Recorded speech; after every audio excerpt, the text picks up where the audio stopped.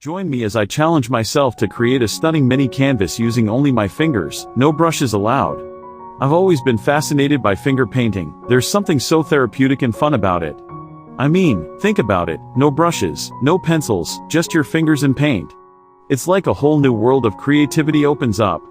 I've seen some amazing pieces created with finger painting, and I'm excited to share some tips and techniques with you on how to take your finger painting to the next level. One of the biggest challenges people face when trying to paint with their fingers is the messiness. It's easy to get paint everywhere, on your clothes, on the table, on the floor. And then there's the issue of control.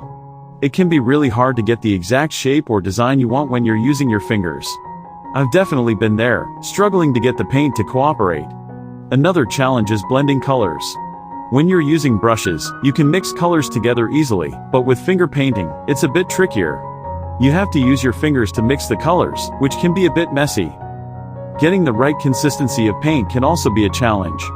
If the paint is too thick, it's hard to move it around on the canvas. If it's too thin, it just drips everywhere. I've found that experimenting with different types of paint and mediums can really help. Some paints are just more suitable for finger painting than others. And then there's the issue of technique. There are so many different techniques you can use when finger painting: dragging, dotting, smudging. It can be a bit overwhelming to know where to start. To overcome these challenges, I've developed some techniques that I want to share with you. First, let's talk about color mixing. One of my favorite things to do is to mix colors together on the canvas. I'll take a big glob of paint and then add a little bit of another color to it. The key is to experiment and have fun with it. Another technique I use is called dragging. I'll take my finger and drag it across the canvas, creating a smooth line. You can use this technique to create all sorts of different effects. I've also found that preparing your canvas is crucial.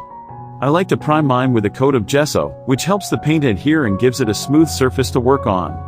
And then there's the actual technique of painting with your fingers. It's all about using the right amount of pressure and moving your fingers in the right way. With a bit of practice, you can create some really beautiful pieces. So here's my stunning finger-painted mini canvas that I created using the techniques I just shared with you. I'm really happy with how it turned out. The colors are vibrant, the design is intricate. It's just a really fun piece to create. I love how the paint seems to dance across the canvas. You can see how I used the dragging technique to create the background, and then added some dots and lines to give it some texture.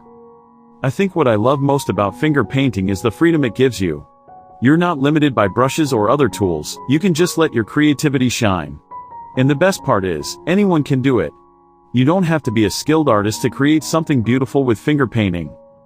Recap the tips shared and the joy of creating art with your fingers, reinforcing that anyone can paint like a pro. I hope you guys enjoyed this tutorial.